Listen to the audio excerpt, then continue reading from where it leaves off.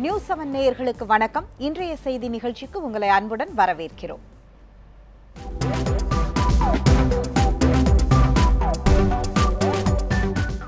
பிரதமர் கொடுத்த அந்த அறிவிப்பின் பிறகு புதிய இந்தியா எப்போது பிறக்க போகிறது என்ற மிகப்பெரிய ஆர்வத்துடன் அனைவரும் காத்து கொண்டிருக்கிறார்கள். நடைமுறையில் புதிய இந்தியா பிறக்க போகிறதா இல்ல வெறும் புத்தாண்டுதான் பிறக்க போகிறதா என்பது யதார்த்த களத்திலிருந்து கேட்கக்கூடிய கேள்வியாக இருக்கிறது. பண மதிப்பிழப்பு 50 நாட்களில் சரி செய்துவிடப்படும் என்று சொல்லப்பட்டதன் பேரில் சிறு நம்பிக்கையில் பெரிய அளவில் இன்னல்களை தாங்கிக் கொண்டிருந்த மக்கள் 50 நாட்கள் கடந்தும் எதுவும் மாறவில்லை என்பது எப்படி எதிர்கொள்கிறார்கள்? உண்மையாகவே 50 நாட்களில் ஏன் மாற்ற முடியவில்லை? இன்னும் எத்தனை நாட்கள் எடுக்கும்? இந்த பண மதிப்பிழப்பால் வங்கிகளுக்கு என்ன பலன்? சாமானியர்களுக்கு என்ன பலன்? நிதியமைச்சர் கூறுவது போன்று நேரடி வரி வருவாய், மறைமுக வரி வருவாய், மத்திய கலால் வரி அனைத்தும் உயர்ந்திருக்கிறது என்று சொல்லி இருக்கிறாரே, அது எந்த அளவிற்கு உண்மை என்பது குறித்தும் அதில் எந்த அளவிற்கு சாத்தியப்படுத்த முடியும் என்பது குறித்தும் இன்றைக்கு முன்னாள் வங்கி அதிகாரியான கோபாலகிருஷ்ணன் அவர்களுடன் நாம் விரிவாக விவாதிக்கலாம். வணக்கம். பண மதிப்பிழப்பு விவகாரத்தில் 50 நாட்கள் முடிந்து விட்டது. நீங்கள் எல்லாம் எதிர்பார்த்தீர்களா 50 நாட்கள்ல முடிஞ்சிடும்? ஏனென்றால் ஒரு வங்கி அதிகாரியாக உங்களுக்கு கூடுதலாக தெரியும் நாட்டின் பொருளாதாரம், வங்கியுடைய பண பரிவர்த்தனைகள், இதில் என்ன மாற்றம் கொண்டு வர முடியும் என்று நீங்கள் நினைத்தீர்கள்? அது முடிந்திருக்கிறதா? அதாவது இந்த அரசின் முக்கியமான நோக்கமானது கருப்பு பண ஒழிப்பு, கள்ள நோட்டு ஒழிப்பு, இதன் தொடர்ச்சியாக ஊழல் ஒழிக்கப்படும் என்ற ஒரு எண்ணம் இருந்தது. சாதாரண மனிதனும் சரி, பொருளாதாரத்தில் பரிச்சயம் உள்ளவர்களும் சரி, இது முழுக்க முழுக்க 100% நடைபெறாவிட்டாலும் கணிசமான அளவு ஒரு முன்னேற்றம் இருக்கும் என்று எதிர்பார்க்கப்பட்டது. ஊழலில் இருந்த ஒரு ஈடுபாடு குறையும்.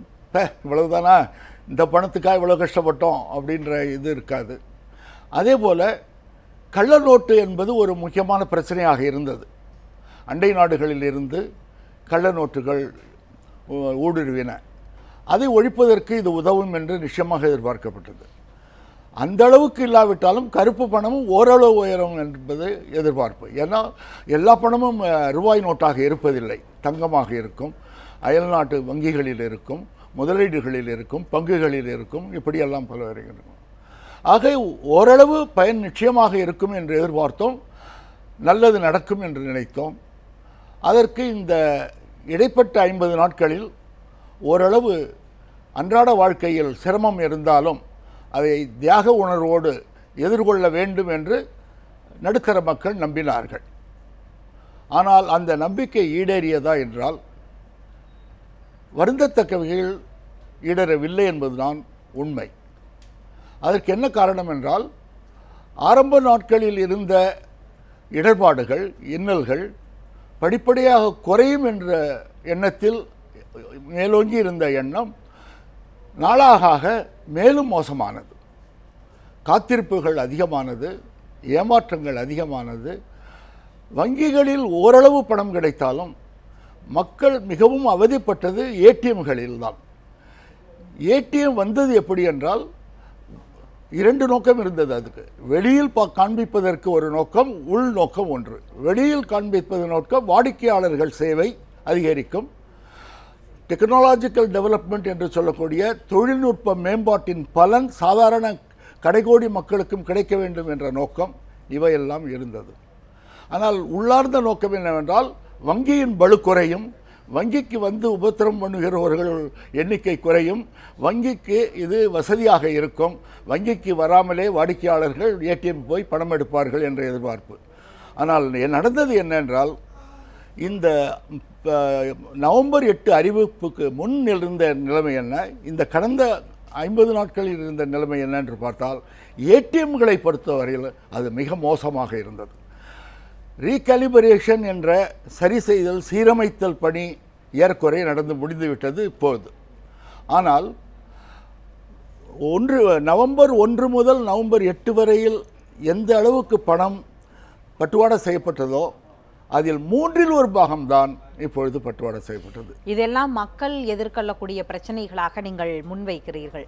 ஆனால் நிதியமைச்சர் என்ன சொல்கிறார் என்றால், நேரடி வரி வருவாய் 14.4% பணமதிப்பிழப்பு நடவடிக்கைக்கு பிறகு அதிகரித்திருக்கிறது. மறைமுக வரி வருவாயானது 26.2%, சென்ட்ரல் எக்ஸசைஸ் மத்திய கலாலானது 43.3. இது அவர் சொல்வது டிசம்பர் 19 வரை அதிகரித்திருக்கிறது என்ற ஒரு புள்ளி விவர கணக்கை முன்வைக்கிறார். அப்படி பார்க்கும் பொழுது இது மறைமுகமாக நாட்டிற்கு ஒரு நல்லதை செய்திருக்கிறது. இப்போது அது தெரியவில்லை, காலப்போக்கில் மக்கள் உணர்வார்கள் சொல்றார். இதை நீங்க எப்படி பார்க்கிறீங்க? எனக்கு தோன்றிய வரையில் நேர்முக வரி என்பது என்ன? Income tax.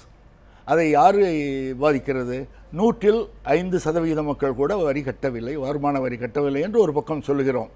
அந்த வரி உயர்ந்திருக்கிறது என்றால் வரி கட்ட ஏமாற்றியவர்கள், வரி கட்ட தவறியவர்கள் வரி கட்ட தொடங்கியிருக்கிறார்கள் என்று சொல்லலாம். அது 105% மக்கள். அது சாதாரண மக்களை பாதிக்காத ஒரு விஷயம். அது மறைமுக வழியில் சாமானிய மக்கள் சம்பந்தப்பட்டிருக்கிறார்கள். எப்படி என்றால் பெட்ரோல் உற்பத்தி இவற்றெல்லாம் வாங்குபவர்கள் பெரிய மனிதர்கள் மட்டுமல்ல, செல்வந்தர்கள் மட்டுமல்ல, பாமர மக்களும் வாங்குகிறார்கள், தனி நபர்களும் வாங்குகிறார்கள். ஸோ அந்த வாங்கியதில் வரி உயர்ந்திருக்கிறது என்று சொல்கிறார். ஆனால் உண்மை என்னவென்றால் இந்த அக்யூமுலேஷன் என்று சொல்வார்கள், டெஃபர்டு பேமெண்ட் என்று சொல்வார்கள். பழைய தவறியது கட்டியிருக்கலாம், அப்படியெல்லாம் வந்திருக்கக்கூடிய வரி வரும். வரி கட்டாதவர்கள் தாமதித்து கட்டியிருக்கலாம், அப்படியும் வரி உயர்ந்திருக்கலாம். ஆனால் சந்தை நிலவரம் என்றால் சந்தையில் மந்த நிலை தான் இருந்து வந்தது. உற்பத்தியும் சரி, வாங்குவதும் சரி, உற்பத்தி செய்வது வாங்குவது இரண்டுமே மந்த நிலையில் இருந்தபோது வரி அதிகமாக இருப்பதால் சுபீட்சம் அதிகமாக இருந்தது, வாங்கியவர்கள் அதிகமாக இருந்தார்கள், செலவு செய்தவர்கள் அதிகமாக இருந்தார்கள். யாருமே ஒத்துக்கொள்ள முடியாது.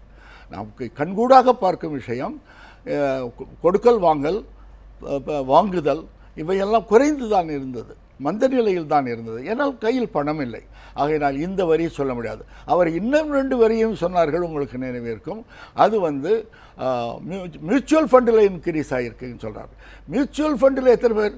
மொத்தமே பங்குத்துறையிலேயே ஒரு 5%, அதில் ஒரு 2% குறைச்சலாக இருந்து 3% இருக்கலாம். ஆக 3% மக்கள் சம்பந்தப்பட்ட ஒரு விஷயம் உயர்ந்திருக்கிறது என்பது பொது நல உயர்வுக்கு எடுத்து காட்டவில்லை. இன்னொன்று என்ன சொல்கிறார்கள்? ஆகாய விமான போக்குவரத்து அதிகரித்திருக்கிறது.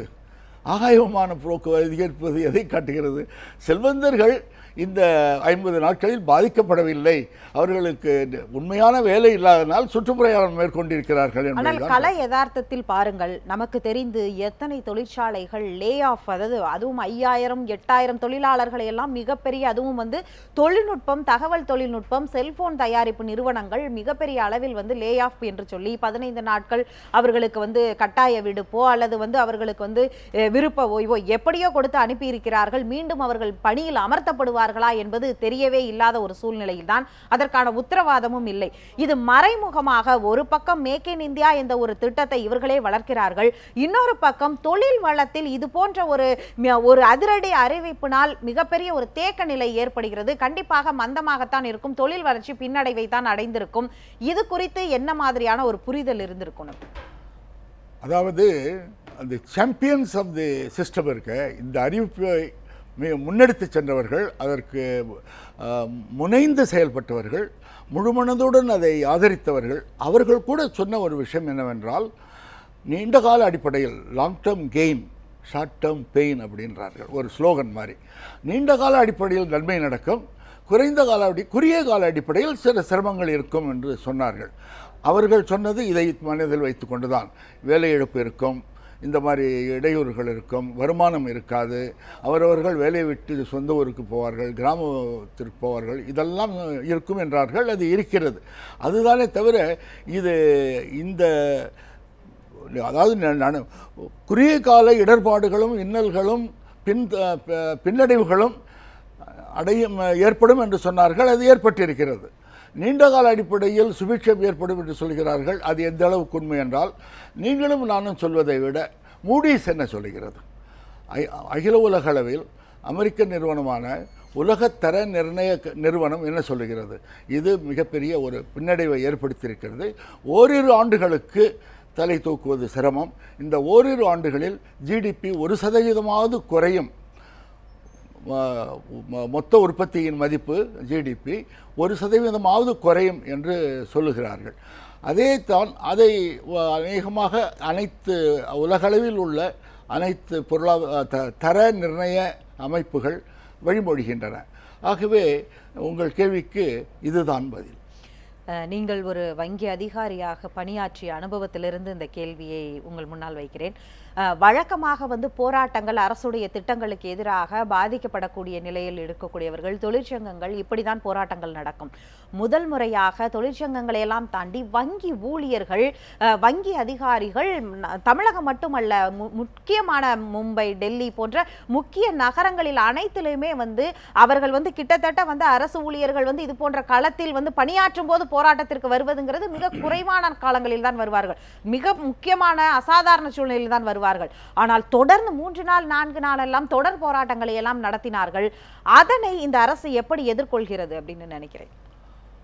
அதாவது இந்த வங்கி ஊழியர்களை பொறுத்தவரையிலும் நீங்கள் மிகச் சரியாக கணித்தது போல், சொன்னது போல், அதாவது அவர்கள் எப்போதுமே தங்களுடைய பணி பாதுகாப்பு அல்லது சம்பள உயர்வு அல்லது விடுப்பு அதிகம் கிடைக்க வேண்டும், மெடிக்கல் லீவ் ஜாஸ்தி கிடைக்கணும், லீவ் ஃபேர் கன்செஷன் அதிகம் கிடைக்கணும்னு அப்படி வசதிகளுக்காக போராடுபவர்கள் அல்ல. அவர்கள் சில கோட்பாடுகளுக்காக போராடியவர்கள்.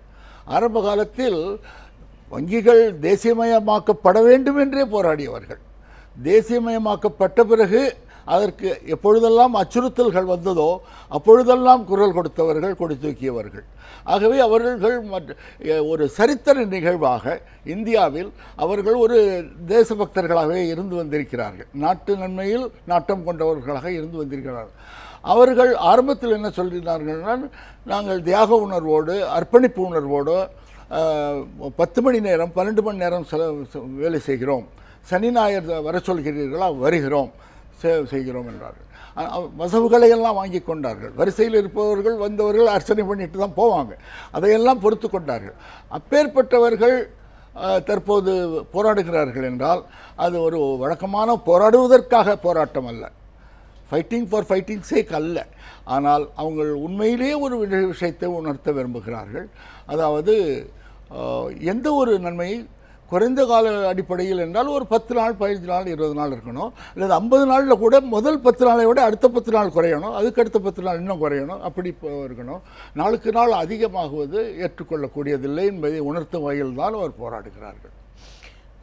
அதே நேரத்தில் தொடர்ந்த அறிவிப்புகள், வங்கிகளுக்கு ஒரு மாதிரியான அறிவிப்புகள், பொருளாதார விவகாரத்துறை அமைச்சர் ஒரு மாதிரியான அறிவிப்பை வெளியிட்டார். 2500 ரூபாய் பணம் ஏடிஎம்மில் கிடைக்கும் என்றார்கள். பெரும்பாலான ஏடிஎம்களில் பணம் கிடைக்கவில்லை என்பது ஒரு புறம் இருந்தாலும் கிடைக்கப்பட்ட ஏடிஎம்களில் கூட 2000 ரூபாய் என்பது அங்கு மறைமுகமாக அதுதான் அமலில் இருந்தது. அப்படி இது போன்ற பல விஷயங்களை நாம் சொல்லலாம். பிக் பசார் போன்ற இடங்களில் நீங்கள் 2000 ரூபாய் பெற்றுக்கொள்ளலாம் என்றார்கள். அதெல்லாம் நடைமுறையில் எப்படி களத்தில் சாத்தியப்பட்டது அப்படிங்கிறது. இந்த மாதிரி அறிவிப்புகளும் கள யதார்த்தமும் தொடர்ந்து முரணாக இருந்தது. பல்வேறு அறிவிப்புகளை முதல் நாள் வெளியிட்டு இப்போது ஒரு அவசர சட்டம் வரைக்கும் முதல் நாள் ஒரு அறிவிப்பு வெளியிடுவது, அடுத்த நாள் அதனை பின்வாங்குவது, இல்லது அந்த அறிவிப்புக்கு சம்பந்தமே இல்லாமல் களத்தில் வேறு மாதிரியாக ஒரு உத்தரவுகளை பிறப்பிப்பது, இதை நீங்க எப்படி அணுகுறீங்க? இதை 2 விதமா பார்க்கணும். ஒன்று யதார்த்தம், அதாவது தேவையான அளவுக்கு திட்டமிடல் செய்ய இல்லாமல் ஒரு ஒரு ட்ராமாட்டிக்காக அறிவிக்கப்பட்ட ஒரு அறிவிப்பு இது. அதாவது ரகசியத்தை காக்க வேண்டும் என்பதற்காக 125 கோடி மக்களில் 5-6 பேர்கள் மட்டுமே இந்த முடிவை உட்கார்ந்து செய்து 6வது பேருக்கு போகக்கூடாது, 7வது பேருக்கு போகக்கூடாதுன்ற ஒரு அதீத ஒரு அக்கறையில் செய்த இது. அந்த அக்கறை ஒரு கருத்து ரீதியாக உண்மைதான். ஒரு விஷயம் ஒருத்தருக்கு தெரிஞ்சாதான் அது, 2 பேர் 3 பேர் இருந்தால் தான் ரகசியம், அதுக்கு மேலே தெரிஞ்சால் அது ரகசியமாக இருக்காதுங்கிற அடிப்படை உண்மையில் மேற்கொண்டப்பட்ட உண்மை. ஆனால் இது போன்ற ஒரு பெரிய பொருளாதார மாற்றத்துக்கு அது தவறான அணுகுமுறை. அது நம்ம மீதே நமக்கு நம்பிக்கை இருக்க வேண்டும், நமக்கு ஒரு பெரிய அளவிலான ஒரு இது இருக்கணும். அந்த நம்பிக்கையின் ஒரு அடிப்படையில் திட்டமிடல் இல்லை, ஒரு அதை வந்து அமல்படுத்திய விதத்திலும் அணுகுமுறை சரியானதாக இல்லை அப்படிங்கிற இரண்டு கண்ணோட்டத்துல நீங்கள் உங்கள் கருத்தை வச்சிருக்கிறீங்க. நாம தொடர்ந்து ஒரு சிறிய இடைவேளைக்கு பிறகு பேசலாம். இன்றைய செய்தி நிகழ்ச்சியில் தற்போது ஓர் இடைவேளைக்கு பிறகு இந்த நடவடிக்கையை பாஜக எப்படி எதிர்கொள்கிறது, 50 நாட்கள் முடிந்துவிட்ட பிறகு இப்போது அவர்களிடம் என்ன இருக்கிறது மக்களிடம் சொல்வதற்கு என்பதனை நாம் ஒரு சிறிய இடைவேளைக்கு பிறகு தெரிந்து கொள்ளலாம். இன்றைய செய்தி நிகழ்ச்சி மீண்டும் தொடர்கிறது. தற்போது பண மதிப்பிழப்பு விவகாரம் குறித்து பாஜகவுடைய தேசிய செயலாளர் ஹெச் ராஜா அவர்கள் என்ன சொல்கிறார் என்று கேட்கலாம். வணக்கம் சார். வணக்கங்க. பண மதிப்பிழப்பு விவகாரம் 50 நாள் காலக்கெடு முடிந்துவிட்டது. இப்போது உங்களுடைய கருத்து என்னவாக இருக்கிறது? நீங்கள் எடுத்த இந்த நடவடிக்கை, அதாவது உங்களுடைய அரசு எடுத்த இந்த நடவடிக்கையானது என்ன மாதிரியான மாற்றங்களை கொண்டு வந்திருக்கிறது? அதாவது இன்றைக்கு கெடு முடிஞ்சிருக்குங்கிறது பொதுமக்கள் வங்கிகள்ல 500 ரூபாய் 1000 ரூபாயை செலுத்துவதற்கான நாள் இன்னைக்கு முடிஞ்சிருக்கு.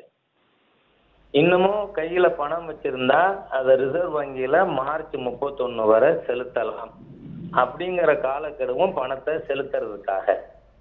இதனால என்னென்ன நன்மைகள்ங்கிறது இது மேஜிக் வேண்டில் ஒரு நாள்ல தெரிய போற விஷயம் இல்லை.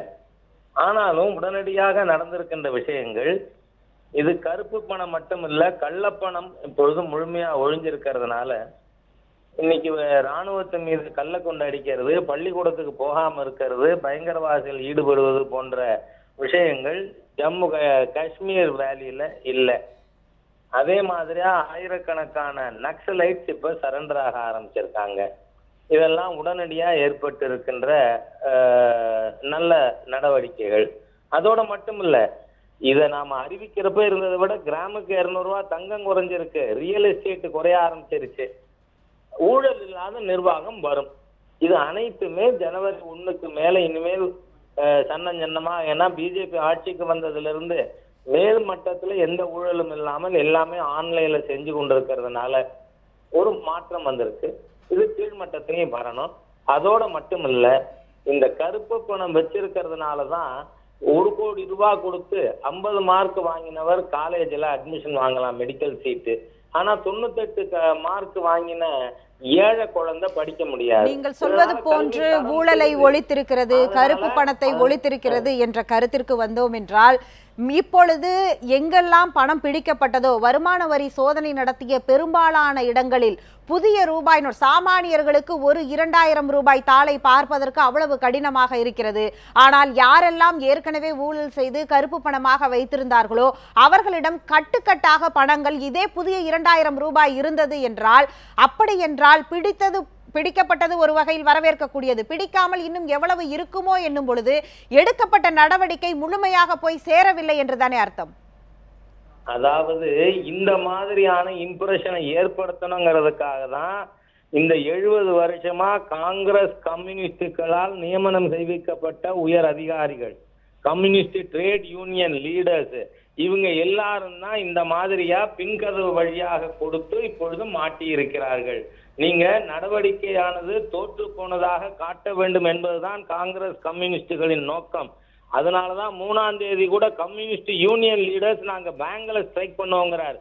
பக்கா ஆன்டி நேஷனல் ஆக்ட். இத அரசாங்கம் எந்தெந்த வங்கிக்கு என்னென்ன நம்பர் போச்சு, பிடிபட்டது எந்த வங்கியோடதுன்னு பார்த்து நூற்றுக்கணக்கான வங்கி மேல்மட்ட காங்கிரஸ் கம்யூனிஸ்ட் ஆதரவு அதிகாரிகள் 5 ஆண்டாவது ஜெயில இருப்பாங்க. அப்ப இனிமே மீதி இருக்கிறவர்களுக்கு நாம நேர்மையா ஒழுங்கா நடந்துக்கணுங்கிற புத்தி வரும். ஒரு போராட்ட முறையை வந்து ஒரு ஆன்டி நேஷனல் ஆக்ட் என்று அந்த பதத்தை பயன்படுத்துவதை நீங்க எப்படி பார்க்கிறீங்க? அதாவது போராட்டம் என்பது பொதுநலனும் பொறுப்பும் உள்ள ஒரு நடவடிக்கை. அதாவது சுயநலத்து இதில் எதுவும் கிடையாது. அதாவது தேர்தல் காலத்தில் சில கட்சிகள் போராடுவது என்பது ஓட்டுகள் சம்பாதிப்பதற்காக போராடுகின்றனர். சாதாரண நிலையில் 50 நாட்களுக்கு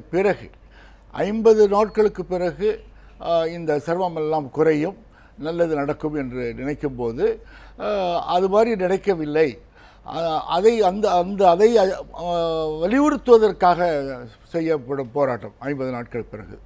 இல்லை, இன்னொரு முக்கியமான விஷயம் என்ன பார்க்கணும்னா, இந்த ரொக்கமற்ற இந்தியா அப்படிங்கிறத தான் அவங்க தொடர்ந்து முன்வைக்கிறாங்க. அதுதான் வந்து இங்க பெரிய மாற்றத்தை கொண்டு வந்திருக்கு அப்படின்றாங்க.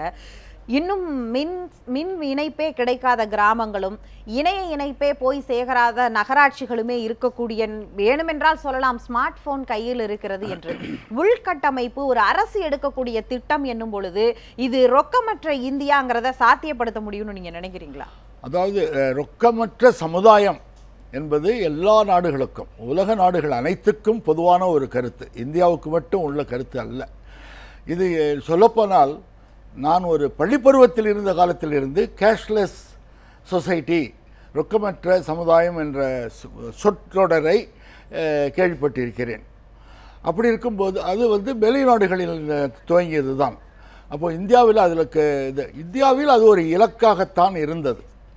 இந்தியாவில் இது ஒரு இலக்காக தொடர்ந்து பேசுவோம். அந்த துண்டிக்கப்பட்ட தொடர்பு மீண்டும் கிடைத்திருக்கிறது. ராஜா சார் தொடர்புல இருக்கிறீங்கன்னு நினைக்கிறேன். அந்த கேள்வியோட பதில நீங்க மீண்டும் முன் வச்சா நல்லா இருக்கும்னு நான் நினைக்கிறேன். அதாவது ஜனநாயக நாட்டில் போராடுவது அப்படிங்கிறது வந்து ஒரு எப்படி ஆன்டி நேஷனல் ஆக்டாக பார்க்க முடியுமா? அதாவது யுத்தம் நடந்து கொண்டிருக்கும் பொழுது ராணுவ வீரர்கள் யுத்தம் செய்யக்கூடாது, திரும்ப வர வேண்டும்னு சொன்னா அது எந்த மாதிரியோ அது மாதிரி பொருளாதார மோசடியான நடவடிக்கை எதிராக ஒரு யுத்தம் இது. அந்த யுத்தத்தின் பொழுது நான் வங்கிகள் இருக்கிறவரை வேலை செய்யாம அவங்க வந்து ஸ்ட்ரைக் பண்ணணும்னு சொல்றதும் ரெண்டும் ஒண்ணுதான். அதனால சொல்றேன், நான் சாதாரண நாட்கள்ல ஸ்ட்ரைக் பண்ண ரைட் இருக்க, தட் ஐ அக்னாலெட்ஜ், அப்ரிஷியேட். சரி, 50 நாட்கள் பொறுத்து கொள்ளுங்கள், புதிய இந்தியா பிறக்கும் என்று சொல்லப்பட்ட அந்த கூற்று இப்பொழுது புதிய இந்தியா எப்போது பிறக்க போகிறது என்பதுதான் மக்களுடைய கேள்வியாக இருக்கிறது. அதாவது எனக்கு இந்த மாதிரியாவெல்லாம் எப்படி பேசுகிறார்கள் ஊடக நண்பர்கள்னு எனக்கு தெரியல. எதிர்கட்சிகள் அப்படி பேசுறதும், இது இப்போ டெபாசிட் பண்றதுக்கான டைம் முடிஞ்சிருக்கு. இதனுடைய ரிசல்ட் வர சில மாதங்கள் ஆகாதா? ஊழல் இல்லாத நிர்வாகம், நீங்க அதான் சொன்னா இம்மீடியட்டா கண்டிப்பாக, அதாவது சில நாட்கள் எடுக்கும் ஒரு மிகப்பெரிய ஒரு திட்டத்தை முன்வைப்பதில் என்பதில் மாற்று கருத்தில்லை. அந்த நாட்கள் எவ்வளவு நாட்கள், இன்னும் எவ்வளவு நாட்கள் மக்கள் வந்து தங்களுடைய நேரடியாக, அதாவது வருமான வரி செலுத்தி முறையாக சம்பள பணத்தை கூட எடுக்க முடியாமல் இருக்கக்கூடியவர்கள் எப்போது போய் பணத்தை அவர்களுக்கு தேவையான அளவிற்கு அவர்கள் வங்கி கணக்கில் எடுத்துக்கொள்ளலாம்? அதாவது இதுவரை ரீமானிட்டைஸ் ஆயிருக்கிறது 5 லட்சம் கோடி. இதுவரை டிமானிட்டைஸ் ஆயிருக்கிறது, பேங்குக்கு டெபாசிட் ஆனது 14 லட்சம் கோடி. இன்றைக்கு நிதியமைச்சர் அருண்ஜேட்லி அவர்கள் தெளிவா ஒரு இன்ட்ரீம் ரிப்போர்ட் என்ன கொடுத்திருக்கிறாருன்னா, இதுவரை 7 லட்சம் கோடி ரூபாய் அரசாங்கம் சொல்லி இருக்கின்ற லிமிட் 2.5 லட்சத்துக்கு மேல டெபாசிட் பண்ணியிருக்காங்க. அவங்க எண்ணிக்கை 67 லட்சம் அப்படின்னு சொல்லியிருக்காரு. அப்போ இதுல இந்த 7 லட்சம் கோடி ரூபாயில குறைஞ்சது 3 லட்சம் கோடியாவது கருப்பு பணமாகத்தான் இருக்கும், கணக்கில் வராத பணம். இதுக்கு இன்கம் டாக்ஸ், அப்புறம் லாக்இன் பீரியட் டெபாசிட் எல்லாம் இருக்கு. அதனால 3-4 லட்சம் கோடி தேவைப்படாது. இ பேங்கிங்க்கு ஷிஃப்ட் ஆக கிராஜுவலா ஆனதுனால இன்னொரு 1 லட்சம் கோடி தேவைப்படாது. அதனால நமக்கு இப்ப தேவை 4 லட்சம் கோடி ரூபாய் திருப்பி பம்ப் பண்ண வேண்டியது இருக்கு. நாம 50 நாள்ல 5 லட்சம் கோடி பம்ப் பண்ண முடிஞ்சிருக்கு. ஆகவே மீதி 4 லட்சம் கோடியும் 40 நாட்களுக்குள் எல்லா வங்கிக்கும் பம்ப் ஆயிடும். ஆகவே 40 நாட்கள் இல்ல, நாளையிலிருந்து கிராஜுவலா குறைய ஆரம்பிக்கும். முழுமையாக 40 நாட்களுக்கு மேல் யாரும் எங்கேயும் நிற்க வேண்டிய அவசியம் இருக்காது. உங்களுடைய கருத்துக்களை பகிர்ந்து கொண்டதற்கு ரொம்ப நன்றி சார். நன்றி. நீங்க சொல்லுங்க, இப்ப இன்னும் 40 நாட்கள் அப்படிங்கிற ஒரு காலக்கெடுவை புதியதாக இப்ப இவர்கள் வைக்கிறார்கள். 40 நாட்களில் வந்து சரி செய்துவிட முடியுமா என்பதுதான் என்னை போன்றவர்களுடைய முக்கியமான கேள்வி. 40 நாட்கள் என்பது அவர்களோட நல்ல நம்பிக்கையை காட்டுகிறது. ஆனால் அரசே என்ன சொல்லியிருக்காங்கன்னா 31 மார்ச் வரையிலும் ரிசர்வ் வங்கியில் இந்த பணத்தை, ஆக அதுவும் ஒரு ஃபைனல் பார்ட், இந்த ஹோல் ஸ்கீம் ஆஃப் திங்ஸில் அது ஒரு ஃபைனல் செக்மெண்ட்டுன்னு சொல்லணும். ஆக இன்னும் நியாயமாக நம்ம இன்னும் 30 நாளைக்கு இது தொடருதுன்னு தான் அர்த்தம். பெருவாரியான அமௌண்ட்டு இப்போ வந்திருக்கு.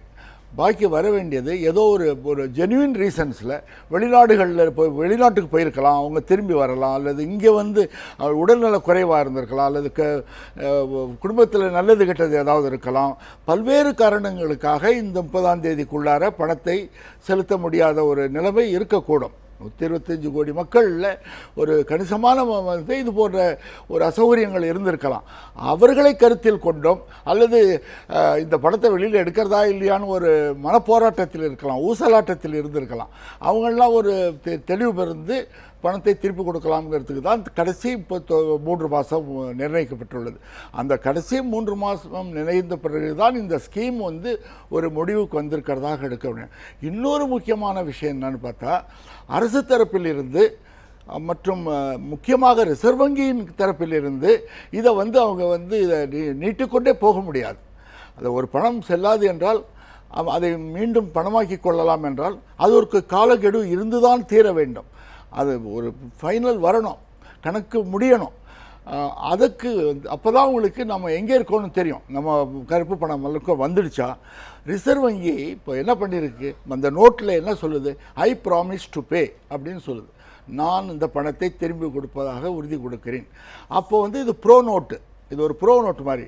நீங்கள் எனக்கு ஒரு ப்ரோ நோட்டு கொடுத்துருக்கீங்க, நீங்கள் அந்த ப்ரோ நோட்டை கொண்டு வந்து கொடுத்தா நான் பணத்தை கொடுக்கணும். நீங்கள் ப்ரோ நோட்டே கொண்டு வரலன்னு எனக்கு என்ன ஆகுது, நான் பணம் திருப்பி கொடுக்க வேண்டாம், எனக்கு லாபம் அது. அதுபோல் ஒரு இந்த 15.44 லட்சம் கோடியில் 1 லட்சம் கோடியோ 1.5 லட்சம் கோடியோ திருப்பி வரவில்லை என்றால் ஒரு விதத்தில் அந்த கருப்பு பணம் வெளியில் வரலன்னு ஒரு நிலைமை. இன்னொரு பக்கம் அது ரிசர்வ் வங்கிக்கு ஒரு லாபம்.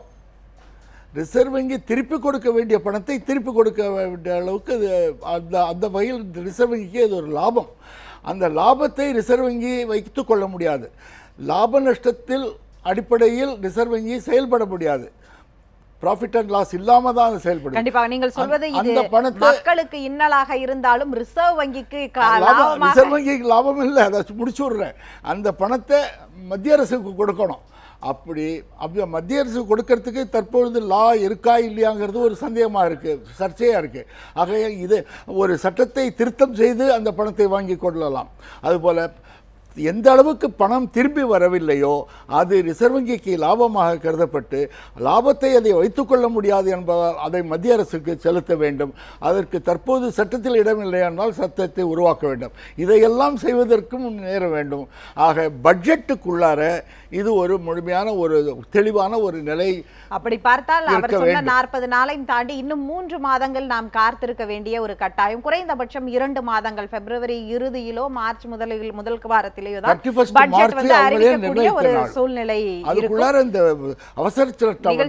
அவசர சட்டத்தில் என்ன ஷரத்துகள் இருக்கிறது என்பதை பார்க்க வேண்டும். நிகழ்ச்சியில் பங்கேற்று உங்களுடைய கருத்துக்களை பகிர்ந்து கொண்டதற்கு ரொம்ப நன்றி. நன்றி, வணக்கம். நேயர்களை மற்றும் ஒரு நிகழ்ச்சியில் சந்திக்கலாம். அடுத்ததாக உங்களுக்காக செய்திகள் காத்திருக்கின்றன. நான் இத்துடன் விடைபெறுகிறேன். நன்றி, வணக்கம்.